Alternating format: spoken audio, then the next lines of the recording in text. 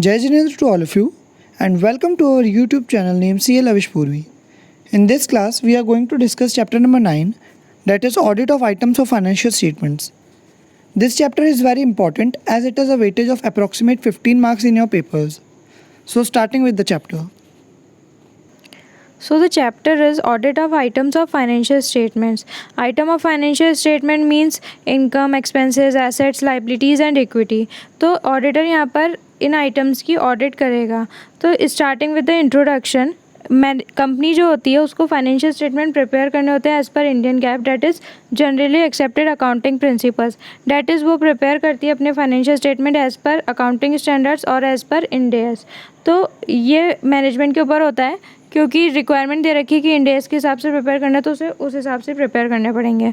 उसके बाद जब मैनेजमेंट फाइनेंशियल स्टेटमेंट प्रिपेयर करती है तो उसको इन असर्शंस के बेसिस पे वो फाइनेंशियल स्टेटमेंट प्रिपेयर होते हैं. मतलब कि उसके फाइनेंशियल स्टेटमेंट में ये असर्शंस कवर होते हैं कि completeness, cut off, existence, valuation, rights and obligation, presentation and disclosure. ये assertions assets, liabilities, equity, income, expenses सबसे रिलेट करते हैं, लेकिन हर आइटम के लिए इनका मीनिंग चेंज हो जाता है. तो हम लोग नीचे देखेंगे कि इनकम स्टेटमेंट से रिलेटेड एंड बैलेंस शीट से रिलेटेड इन असर्शंस का मीनिंग क्या है. So coming to page number 9.3, income statement related assertions का मीनिंग दे रखा है. तो सबसे पहला है अकरेंस. इनकम स्टेटमेंट में सबसे पहले क्या आता है? Revenue and expenses. तो रेवेन्यू और एक्सपेंसेस से रिलेटेड असर्शंस हैं अकरेंस, कंप्लीटनेस, कट ऑफ और ये नीचे दे रखे हैं जो. तो इनका मीनिंग क्या है? अकरेंस का मीनिंग है कि ट्रांजैक्शन जो है वो एक्चुअल में अकर हुआ है, जो कि रिकॉर्ड करा गया है फाइनेंशियल स्टेटमेंट्स में, और वो रिलेट करता है एंटिटी को, मतलब कि कंपनी को रिलेट करता है, कंपनी का ही ट्रांजैक्शन है वो. उसके बाद दूसरा असर्शन आता है कंप्लीटनेस. कंप्लीटनेस मतलब transaction that is suppose to be recorded has been recorded in the financial statement. मतलब कि जितना रिकॉर्ड होना चाहिए था वही रिकॉर्ड हुआ है. कट ऑफ का मतलब क्या होता है कि ट्रांजैक्शन जो है वो रेलेवेंट अप्रोप्रिएट पीरियड में रिकॉर्ड हुआ है. मतलब कि जिस पीरियड का रिलेट करता है उसी पीरियड में वो रिकॉर्ड हुआ है. उसके बाद नेक्स्ट असर्शन इज़ मेजरमेंट. मतलब कि ट्रांजैक्शन जो है वो रिकॉर्ड हुआ है एक्यूरेटली. मतलब कि 10,000 का ट्रांजैक्शन था तो वो 10,000 पे रिकॉर्ड हुआ है eight there appropriate amounts in the financial statements. And last one is presentation and disclosure. That is transaction जो है वो क्लासीफाई हुआ है एंड प्रेजेंट हुआ है Fairlie in the financial statements. Presented and presentation and disclosure assertions considered during the course of audit by the procedures to determine their disclosures are complete and accurate. मतलब कि जो presentation and disclosures record किए गए हैं, मतलब कि जो disclosures किए हैं वो complete होने चाहिए और accurate होने चाहिए और as per accounting standards और Ind AS भी होने चाहिए. उसके बाद नीचे ये तो असर्शंस हम लोगों ने देखे थे इनकम स्टेटमेंट से. अब बैलेंस शीट से रिलेटेड जो हम लोग असर्शंस देखेंगे वो भी सेम होंगे, एक दो ही डिफरेंट है, लेकिन एक्सप्लेनेशन चेंज हो जाएगा क्योंकि यहाँ पर इनकम स्टेटमेंट बात हुई थी ट्रांजैक्शंस की और बैलेंस शीट में बात होगी एसेट्स, लाइबिलिटीज़ एंड इक्विटीज़ की. तो यहाँ पर असर्शंस क्या है? एग्जिस्टेंस.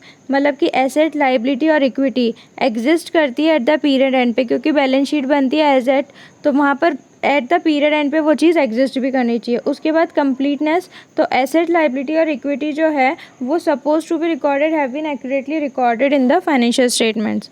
उसके बाद next assertion is cut off. Cut off मतलब कि asset, liabilities are reported in the appropriate period. पिछले साल की एसेट, लाइबिलिटी तो इस साल कंटिन्यू करेगी, इस साल मतलब कि बुक्स में आ रही होगी, लेकिन अगर इस साल खरीदी है तो इस साल में रिकॉर्ड होगी, पिछले साल में रिकॉर्ड नहीं होगी. उसके बाद वैल्यूएशन आता है कि assets, liabilities and equity have been valued appropriately. Properly valued होनी चाहिए एज पर AS और इंड AS. उसके बाद नेक्स्ट आता है rights and obligations. Rights with respect to assets and obligation with respect to liabilities. That is assets में हमारा right भी होना चाहिए जिसको हम रिकॉर्ड कर रहे हैं, एंड ऑब्लिगेशन मतलब कि वो लाइबिलिटी हम रिकॉर्ड जिसे कर रहे हैं वो हमारा ऑब्लिगेशन भी होना चाहिए. उसके बाद last one is presentation and disclosure. That is assets and liabilities से रिलेटेड जो भी प्रेजेंटेशन एंड डिस्क्लोजर्स रिक्वायर्ड हैं वो मैनेजमेंट ने किए हैं. अब यहाँ पर एक और चीज़ दे रखी है कि audit team assess the completeness and accuracy of disclosure by determining that the disclosures provide information in a manner that does not materially omit, distort और मिसलीड द यूज़र. मतलब कि डिस्क्लोजर ऐसा होना चाहिए जो कि क्लियर हो और यूज़र्स के अंडरस्टैंडेबल हो. उसके बाद यहाँ पर अब हम लोगों ने जो असर्शंस पढ़े थे ये बैलेंस शीट और इनकम स्टेटमेंट से रिलेटेड कॉमन पॉइंट्स थे। मतलब कि अगर कोई भी क्वेश्चन आएगा इनकम स्टेटमेंट या फिर बैलेंस शीट से रिलेटेड किसी भी आइटम का वाउच वेरीफाई करने का, तो ये उसके कॉमन पॉइंट्स दे रखे हैं। मतलब कि अगर आपको कुछ भी आंसर में नहीं आता हो तो ये 6-7 पॉइंट्स हैं जिनको आपको याद करके जाना है। इनसे रिलेटेड तो आपको लिख के ही आना है। ये तो मैनेजमेंट के असर्शंस हैं। अब ऑडिटर क्या करेगा, इन असर्शंस पे अपने ऑडिट प्रोसीजर परफॉर्म करेगा। तो अब इन पे ऑडिट प्रोसीजर परफॉर्म करेगा तो हम लोग इंडिविजुअल आइटम वाइज देखेंगे। जैसे बैलेंस शीट में इंडिविजुअल आइटम होता है शेयर कैपिटल, तो अब हम लोग शेयर कैपिटल से रिलेटेड असर्शंस और उन पे ऑडिटर अपने ऑडिट प्रोसीजर्स क्या परफॉर्म करेगा कि मैनेजमेंट ने जो वो असर्शंस क्लेम करे हैं वो करेक्ट हैं कि नहीं है। क्योंकि ये जो असर्शंस हैं वो मैनेजमेंट ने क्लेम करें कि हम लोग हमारे बैलेंस शीट में जो आइटम आ रहा है उसका असर्शन है कि ये कंप्लीट है। अब ऑडिटर चेक करेगा कि क्या ये सही में कम्प्लीटली रिकॉर्डेड है कि नहीं है। तो हम लोग आइटम वाइज चलेंगे। अब अभी हम लोगों ने कॉमन पॉइंट्स पढ़े थे, कॉमन असर्शंस पढ़े थे। तो सबसे पहले हम लोग बैलेंस शीट के आइटम्स देखेंगे। तो बैलेंस शीट में सबसे पहले शेयर कैपिटल पे आते हैं। तो शेयर कैपिटल से रिलेटेड यहाँ जो ब्रीफ डिस्क्रिप्शन दे रखा है इसमें असर्शन दे रखे हैं कि मैनेजमेंट में क्या असर्शन क्लेम करे थे। अब उन असर्शन से रिलेटेड ऑडिटर क्या ऑडिट प्रोसीजर्स परफॉर्म करेगा वो टेबल के नेक्स्ट कॉलम में दे रखा है। तो सबसे पहले ब्रीफ डिस्क्रिप्शन में देखें तो मैनेजमेंट ने assertions related to equity share capital क्या है, establish the existence of share capital at the period end, मतलब कि एग्जिस्ट करती है कि नहीं करती share capital. Equity balances suppose to be recorded have been recorded, मतलब कि completeness. And third one is equity balance have been valued appropriately, मतलब कि वैल्यूएशन। अब इससे रिलेटेड इन चीज़ों को चेक करने के लिए ऑडिट प्रोसीजर्स क्या परफॉर्म होंगे। सबसे पहला टैली करना period end share capital balance authorised issued and paid up share capital का to the previous year audited financial statement. इसका मतलब है कि ईयर एंड की चेक करना शेयर कैपिटल को with the previous year end balances. अब यहाँ पर केवल 2 ही केस बनते हैं, या तो शेयर कैपिटल इंक्रीज होगी या डिक्रीज होगी या फिर कोई चेंज नहीं होगा, मतलब 3 केस। तो अगर कोई चेंज नहीं हो रहा तो उस केस में ऑडिटर को क्या करना है, रिटर्न कंफर्मेशन लेना है किससे, कंपनी सेक्रेटरी से, कि that there was a no change in the entity's capital structure during the year. लेकिन अब अगर चेंज होता है तो उस केस में ऑडिटर को क्या करना होगा, वेरीफाई करना होगा सबसे पहले कि period year end balance is within the limit of authorise capital. Authorise capital जो एओए और एमओए में डिफाइंड है उसकी लिमिट्स में आ रहा है कि नहीं आ रहा, क्योंकि ज़्यादा इशू तो नहीं करती शेयर कैपिटल। उसके बाद दूसरी चीज़ क्या ऑब्टेन करनी होगी, obtain a certified copy of resolution passed at the meeting authorising the increase और decrease in the authorise share capital. क्योंकि शेयर कैपिटल अगर इंक्रीज या डिक्रीज करते हैं तो उस केस में रेजोल्यूशन पास करना ज़रूरी होता है, तो उसकी सर्टिफाइड कॉपी लेना। और साथ के साथ ही obtain and verify copies of forms file with the MCA, और फॉर्म के यहाँ पर नंबर दे रखे हैं जो आपके लिए रेलेवेंट नहीं है, तो ये फॉर्म की कॉपीज़ ऑब्टेन करना और उन्हें चेक करना कि हाँ ये फाइल हुए हैं कि नहीं हुए एमसीए की साइट पे। उसके बाद अगर इंक्रीज़ होता है शेयर कैपिटल में तो कंपनी को एक्यूरेटली कैलकुलेट कराए कि नहीं करा required fees and stamp duty जो कि पेबल है एमसीए को। क्योंकि अगर इंक्रीज़ करते हैं हम लोग शेयर कैपिटल तो उस केस में फ़ी एंड स्टैम्प ड्यूटी पे करनी होती है एमसीए को, MCA ministry of corporate affairs. उसके बाद ये तो था केवल शेयर कैपिटल की, उसमें ये चीज़ें चेक करनी है। तो इसमें केवल 4 पॉइंट्स कवर हो रहे हैं। सबसे पहले तो चेक करना है कि इंक्रीज़ डिक्रीज़ या कोई चेंज हुआ है कि नहीं हुआ। उसके बाद अगर कोई चेंज नहीं हुआ तो उसमें क्या करना है, अगर चेंज हुआ है तो उस केस में क्या करना है। तो इस तरीके से आप पॉइंट्स याद रखेंगे तो आपको सारे पॉइंट्स याद रहेंगे, क्योंकि ये डिफरेंट पॉइंट्स है तो इनको आपको अलग से ही याद रखना पड़ेगा।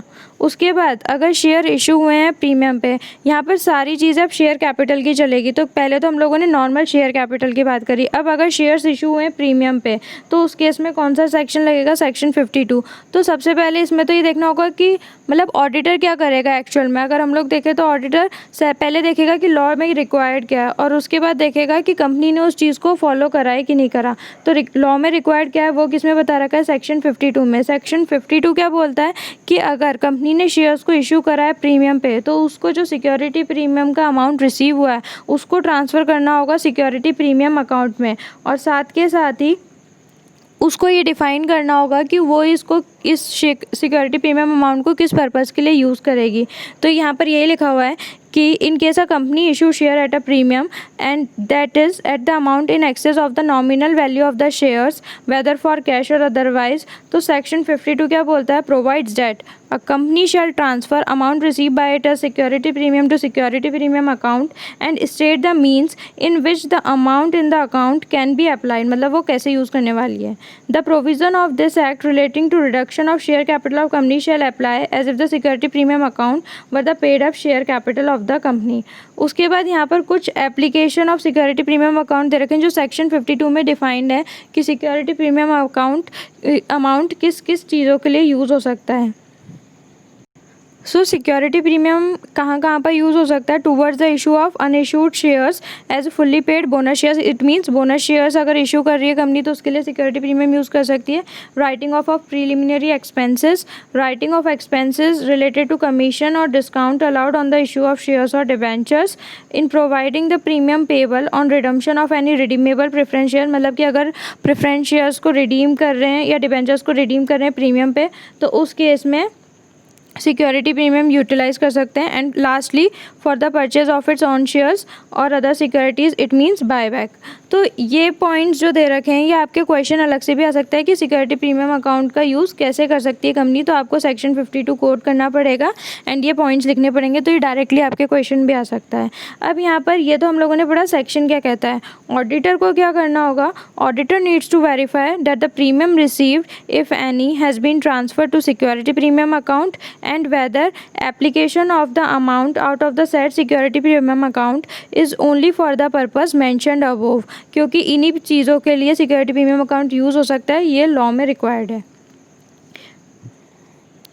Now next topic is share issued at discount. हमारी मेन हेडिंग चल रही थी शेयर कैपिटल की, उसमें हम लोगों ने पहले शेयर कैपिटल की ऑडिट देखी कि कैसे ऑडिटर ऑडिट प्रोसीजर परफॉर्म करेगा। उसके बाद शेयर इशूड एट डिस्काउंट देखे, अब देखेंगे शेयर इशूड एट प्रीमियम देखें, अब देखेंगे share issued at discount.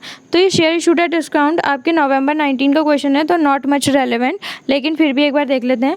Share issued at discount cover होता है सेक्शन 53 में, जो कि बोलता है कि कंपनी शेयर्स को इशू नहीं कर सकती एट डिस्काउंट एंड अगर वो करती है तो ये वॉइड होगा।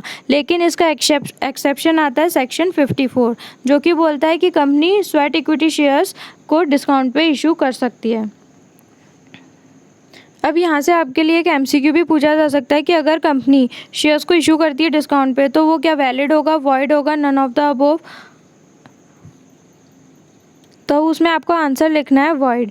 एंड उसके बाद जो नेक्स्ट पैरा दे रखा है उसमें पेनल्टी दे रखी है कि अगर वो इशू करती है डिस्काउंट पे तो उस केस में पेनल्टीज़ क्या क्या लगेंगी। अब ऑडिटर को क्या करना होता है?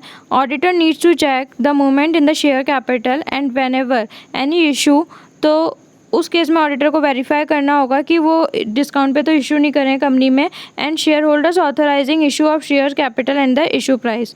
उसके बाद नेक्स्ट टॉपिक आता है issue of sweat equity shares, जो कि सेक्शन 53 का एक्सेप्शन था। तो सेक्शन 54 बोलता है स्वेट इक्विटी शेयर्स के बारे में। So firstly sweat equity shares का मीनिंग क्या होता है? Sweat equity shares means equity shares issued by the company to its employees और डायरेक्टर्स। मतलब कि केवल sweat equity shares employees and directors को इशू होते हैं, डिस्काउंट पे भी इशू कर सकती है या फिर for a consideration other than cash. और इशू क्यों करती है? For providing know how or making available rights in the nature of intellectual property rights or value addition by whatever name called. तो कंपनी जब employees और directors को shares issue करती है at a discount or for consideration other than cash for providing these services these know how or making available rights, तो उस case में उन्हें स्वेट इक्विटी शेयर्स कहा जाता है। अब इसके लिए सेक्शन 54 है जो कि स्पेसिफिक रिक्वायरमेंट देता है, मतलब कि लीगल प्रोविज़न है सेक्शन 54 में, जो कि अपन लोग ऑडिटर को देखना है कि एंटिटी ने कंप्लाई करें कि नहीं करें। तो सबसे पहले तो सेक्शन 54 क्या बोलता है? वो बोलता है कि ये जो स्वेट इक्विटी शेयर का इशू है वो ऑथराइज होना चाहिए by special resolution pass bye the company. उसके बाद दूसरी रिक्वायरमेंट है कि रेजोल्यूशन में स्पेसिफाई होना चाहिए कि नंबर ऑफ शेयर्स कितने इशू हो रहे हैं, उनकी करंट मार्केट प्राइस क्या चल रही है, कंसिडरेशन कितना रिसीव होगा if any, and the class और क्लासेस ऑफ डायरेक्टर और एम्प्लॉयज़ जिनको हम लोग ये इशू कर रहे हैं। मतलब कि एम्प्लॉयज़ टॉप लेवल वाले एम्प्लॉयज़ को इशू कर रहे हैं या फिर लोअर लेवल वालों को, या फिर डायरेक्टर्स को, कौन कौन से डायरेक्टर्स को इशू हो रहा है स्वेट इक्विटी शेयर। उसके बाद थर्ड रिक्वायरमेंट इज़ एक अगर कंपनी ने बिजनेस कमेंस ही करा है तो within 1 year of the commencement of business वो स्वेट इक्विटी शेयर्स इशू नहीं कर सकती। तो इसलिए लिखा है कि not less than 1 year has at the date of such issue elapsed since the date on which company has commenced its business. And the next requirement is equity shares of a company are listed on a recognized stock exchange। मतलब कि अगर company listed है stock exchange पे तो उसको सेबी की भी compliance करनी पड़ेगी इस इशू को करने में। उसके बाद लास्ट रिक्वायरमेंट है कि rights limitation and restrictions and provisions as applicable to normal equity shares shall also be applicable to the sweat equity shares issued under this section and the holders of such shares shall rank pari passu. मतलब कि equal rights मिलेंगे with other equity share holders. तो ये थी requirement section 54 की।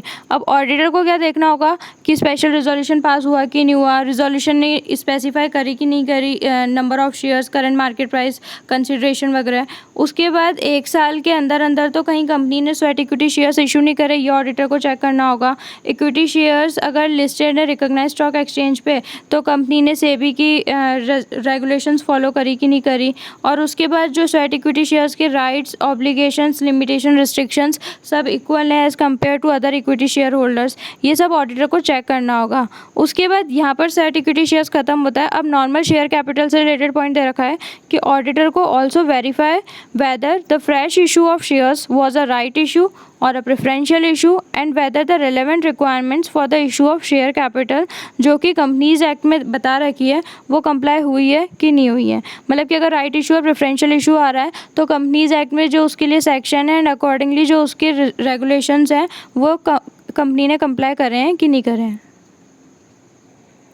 अब यहाँ से हम लोग इस चैप्टर को नेक्स्ट क्लास में कवर करेंगे एंड साथ के साथ ही ये चैप्टर बहुत ही ज़्यादा बड़ा है तो आई रिकमेंड यू कि ये जो टॉपिक्स हम लोग वीडियोस में कवर कर रहे हैं तो आप ये साथ के साथ ही कवर कर लें ताकि आपके लिए आगे जाके बर्डन क्रिएट ना करें। So thank you, stay connected, bye bye. Also, if you like our video, then do hit the like button, and if you want more such informative videos, then do subscribe to our channel. Thank you. Jai Jinendra.